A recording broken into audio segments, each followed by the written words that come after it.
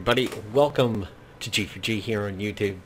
Today is the 4th of July, we're in Marvel Strike Force, and we're taking a look at some of the events and offers that are going on currently within the game, and kind of deciding, whether any of them are worth a crap or not.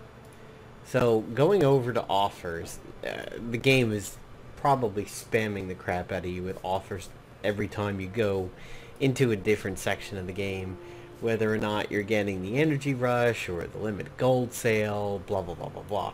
It's all over the place. So the first one that we have here is $5 for 35k gold and basically enough orb fragments to go ahead and get a gold orb. This one's relatively cheap, however I've never found any of the gold offers to really be worth much, mostly because I keep hovering around 8 million gold. Right now I've got 630,000, so, or 7.63 million. Just, they don't really do it for me. I mean, 35k gold is not really going to make a dent, and I doubt anything from a gold orb is really going to help a hell of a lot. Now, if there was ever one that was like 100,000 or something like that, that'd be different, but I'd honestly hate to see the price of it, because most of the gold offers are, they don't just see, I mean, they look cheap on paper, but I feel like you're not getting a lot of value out of them. Moving on, we have the Summer Energy Rush for $10, and that is 500 of the Raid Health Packs, 500 Blitz Charges, and 500 Raid Energy Refills. Now, this one at $10 all of a sudden means a little bit more to me than it used to. I had been in an alliance that, was just an average one. I had been in a relatively decent one and gotten kicked and then placed in one of the auto ones. And I would occasionally join raids when they were launched and everything like that, but there seemed to be no cohesion in it. So somebody had posted on one of the Facebook groups that I'm in that they had a few spots open. I showed my roster and they're like, yeah, that's pretty solid, come on over. Now all of a sudden this offer means quite a lot more to me than it ever did. I mean, 500 of the health restoring items for your people in raids is pretty good. And by the way, all of these end in 2 days and 2 hours, so they'll end somewhere late on the 6th, early on the 7th. So you've got some time to make up your mind for these. This one at $10, if you're in a good raid and you are raiding and maybe you're looking to finish off Thanos and get all the good stuff from the Ultimates raids, this one I actually do find to be a pretty good deal. I know how long it's taken me to put a dent in my raid health refills over here, and 500 gets you going for quite a while. If you're tackling raids that your roster should be tackling, then I think this is a pretty decent offer, and even though it's $5 more than the gold offer, this is one that I would get. After that, we have $20 for Washboard Abs, the ability mats, or see, Washboard Abs, you get it? Ha. They claim it's 50% off. It's hard to declare. I mean, I would ignore the percentages off. It's nobody, as far as I know, has really ever defined what one of these things actually translates to in real currency. But it's 50 of the cubes and 75 of the diamonds. Not too bad, but a little expensive. And to be honest, the fact that I'm sitting at 176 now and haven't really begun to get into the T3 materials too much, for me, this offer can be ignored. For somebody who has probably got really, really, really deep rosters, this might come in handy. But remember, this stuff is farmable. And I mean, a bunch of this stuff is technically farmable, so you are shortcutting time spent is what it is, and for these you have to hit a day of the week in order for them to come up. Moving on from there, we have 100 Doctor Strange fragments, we have gold orb fragments, and we have 35 T2s. This one is $50, but it's an instant 3-star Doctor Strange, which maybe you have, maybe you don't. To me, this one is actually very, very tempting. Just to have another person on the roster, and we'll go over what Doctor Strange can actually do. Moving on from there, we have the Summer Resource Cache of 450 cores, 75k gold, and it's $5. Actually, this one's not too bad. If you're a relatively free-to-play player, you know, dropping $5 for this offer, I think, is definitely one of the better ones that they have right now. And 1 day and 2 hours left for the Groot offer. So the Groot offer, you have to be careful. This is 12k worth of the Gentle Giant Orb fragments, which is a chance to get Groot. The other one for Doctor Strange guarantees you Groot because you are getting his actual shards. That's for Doctor Strange. For the Groot one, you are getting fragments, which give you the orbs. Now, granted, it takes 2,000 orbs to get to cash out, 2,000 fragments to cash out and get an orb, and you're getting 24k of them. So that's 12 pops you could do. You could have absolutely terrible luck and, you know, not get them. I mean, you could pull a bunch of sixes and that's it. I mean, 12 times 6, that's probably not going to be enough to get them. And see, there it is, spamming you offers all over the place.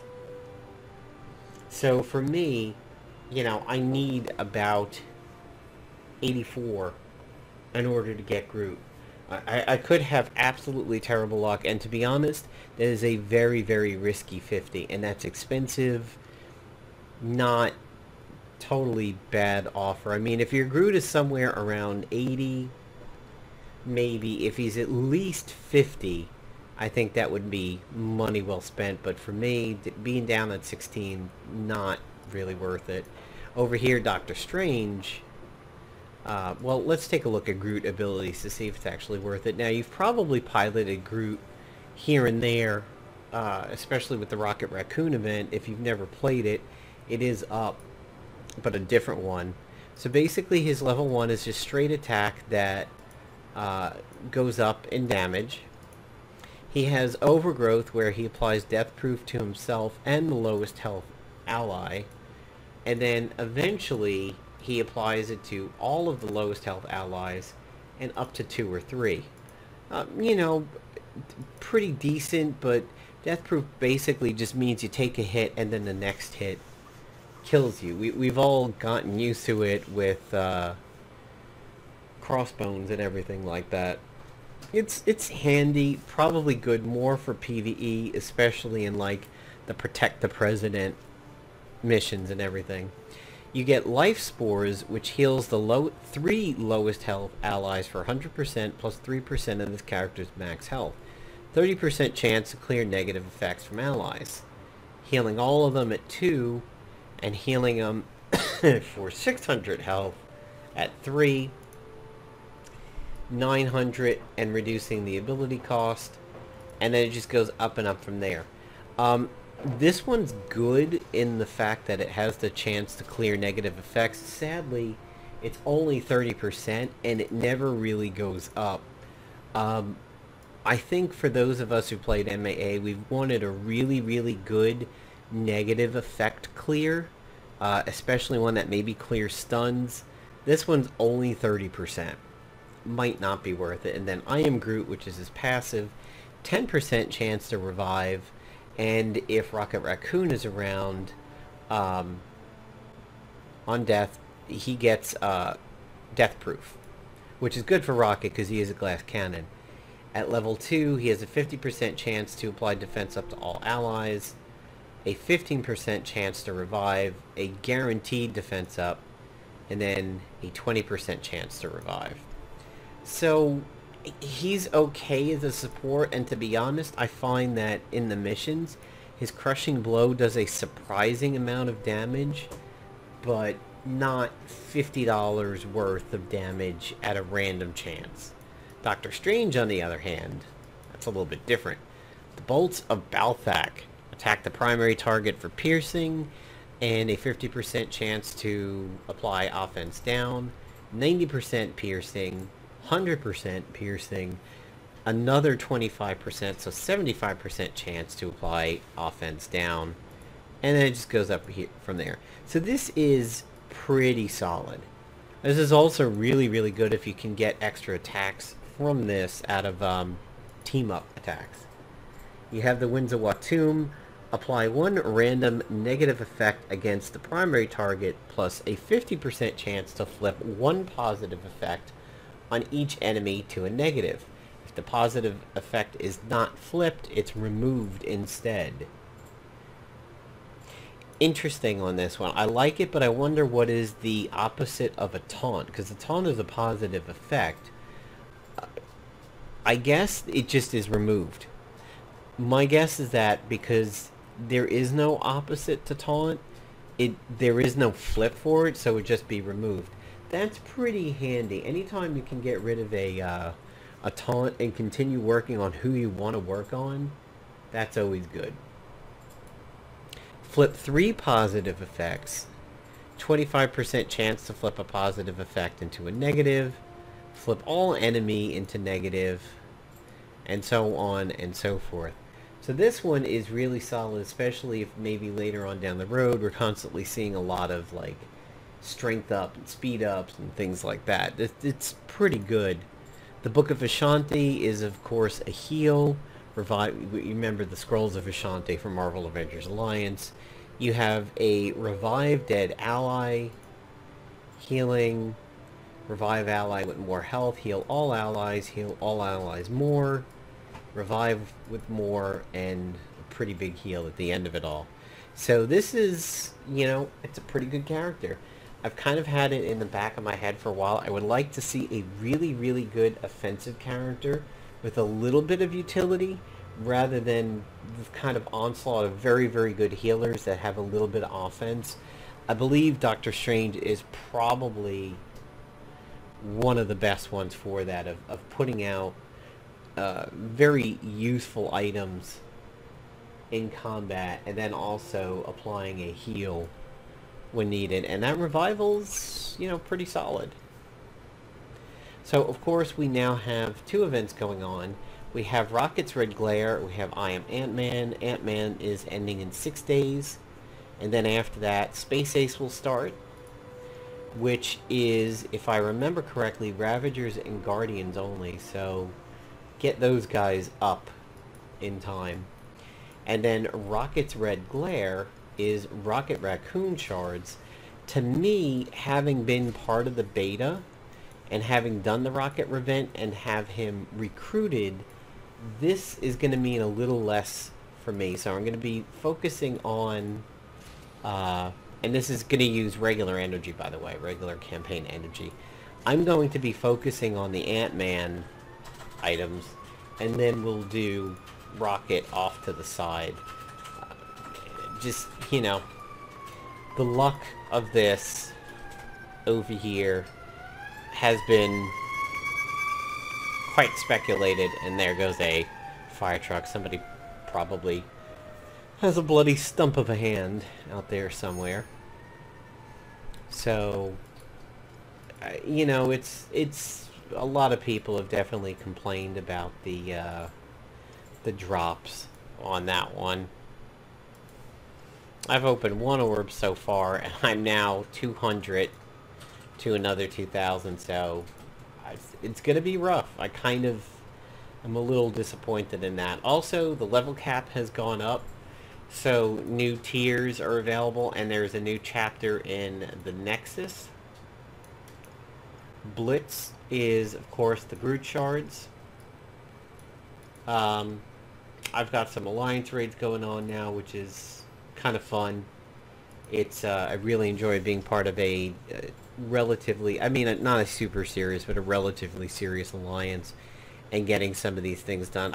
I know Thanos is the greatest, but I definitely want to complete my last 15 shards over there to hopefully eventually get him.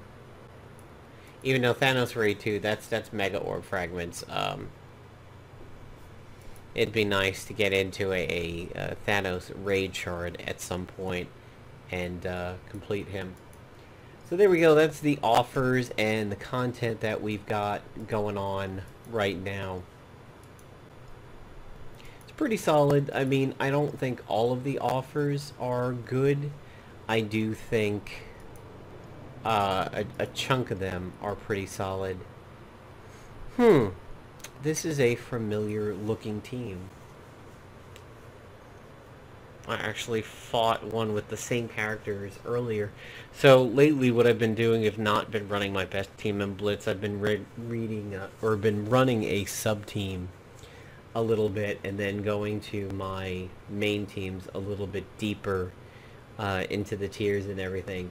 And to me it's been a lot of fun because it gets me to have experience with other characters, kind of like a almost like a farm team, really.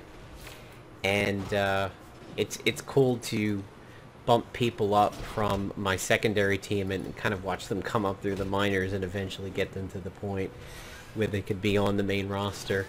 I had the shield medic in here for a long time, and I decided to recently replace her with the hand sork, mostly for the defense ups, and I'm pretty happy with the change. I do like hand sork. It's been a bone of contention for some people whether or not you should ever run healers in blitzes and arenas, and to be honest, they've helped me out more than they've hindered me.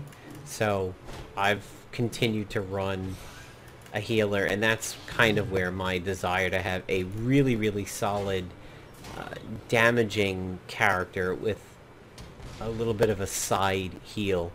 Unfortunately, I am really yet to see anybody in MSF that could kind of put out what classic Iron Fist put out in Marvel Avengers Alliance before his nerf. I mean, you know, Iron Fist could have been, he spent really a large time being quite the offensive powerhouse for a while, especially with his counters and his combo blockers and everything like that. And then he was set up for a long time to be a really good healer.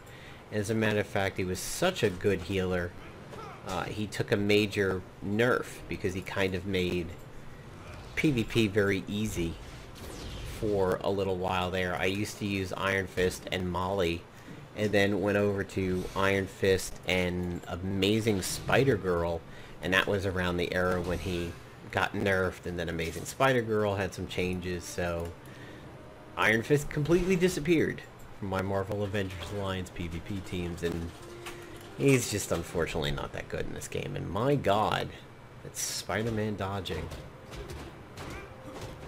So I hope everybody is having a good 4th. I hope everybody is, at least here in the States, everybody's had a chance to have some fun with fireworks and, you know, also keep all of their bodily appendages and not take a sudden trip to the emergency room. Also tonight I'm going to be filming a Marvel Avengers Alliance video on a particular topic that is basically what I missed the most from Marvel Avengers Alliance. And I think the answer to that will surprise you guys. It might be obvious, but I think it'll be a little bit surprising. So take care, everybody. I'm moving on to a Marvel Avengers Alliance video. See ya.